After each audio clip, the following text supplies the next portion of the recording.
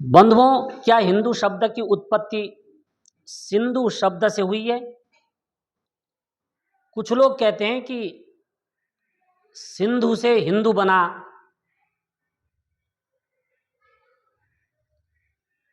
कुछ लोग कहते हैं कि सिंधु नदी के उस पार के लोग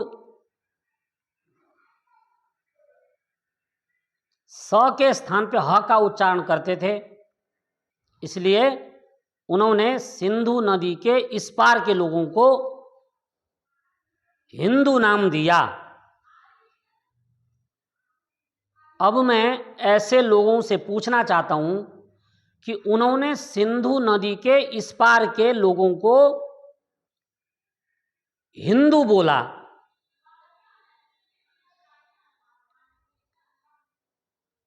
तो इधर के लोग तो हिंदू हो गए, सबका नाम हिंदू पड़ गया, परंतु सिंधु नदी का नाम सिंधु का सिंधु ही रहा, उसको हिंदू किसी ने नहीं बोला आज तक।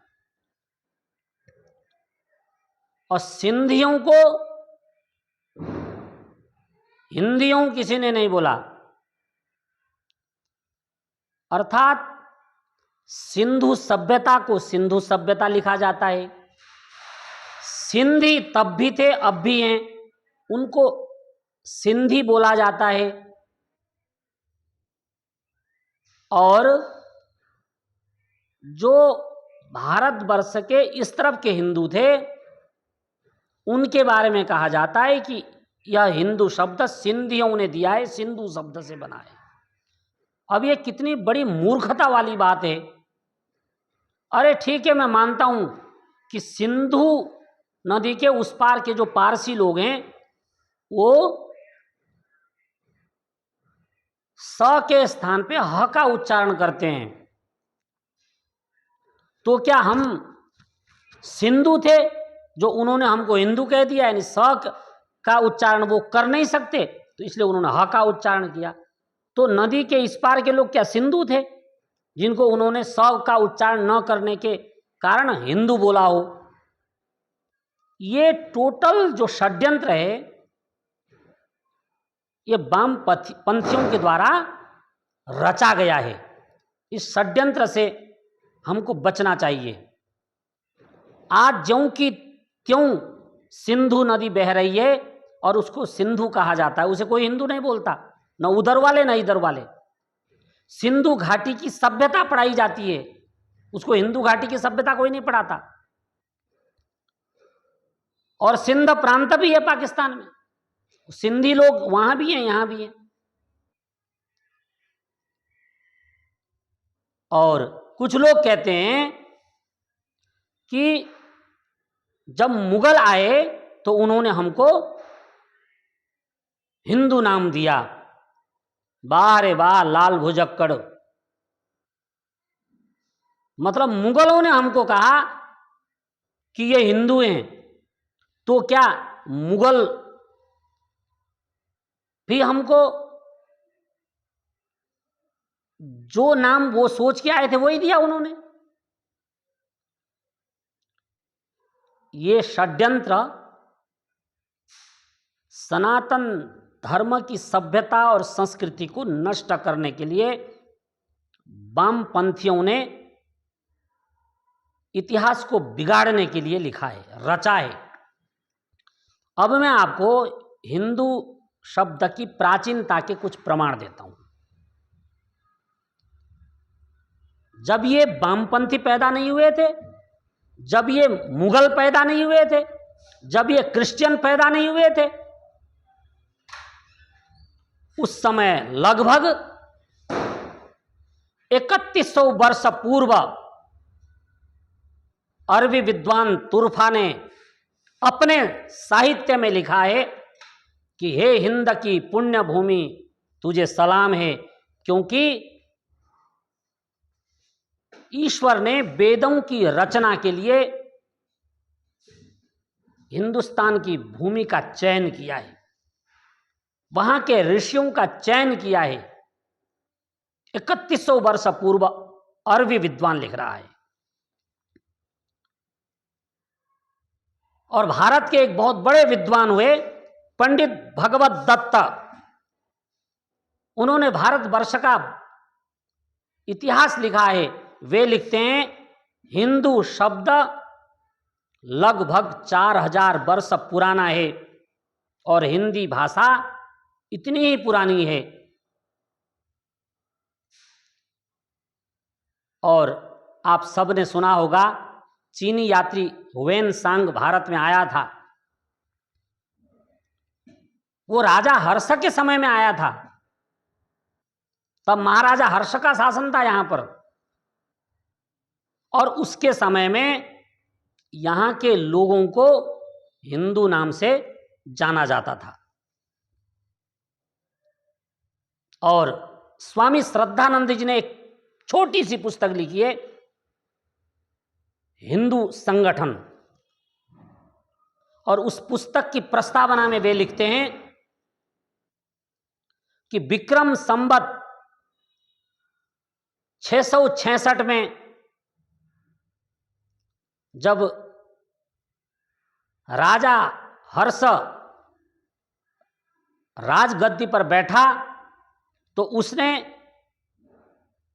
इस आर्यावर्त का नाम बदल करके हिंदुस्तान रख दिया। हम लोग संकल्प में पढ़ते हैं आर्यावर्तांतर्गते भरतखंडे भारतवर्षे। और जब मुगल नहीं आए थे तब हमारे देश का नाम हर्ष ने हिंदुस्तान कर दिया था, क्योंकि हर्ष समझ चुके थे कि अब लोग जो है अधिकांश लोग हिंदी बोलते हैं और हिंदू धर्म को मानते हैं, अर्थात सनातन धर्म को, और हिंदी बोलने वाले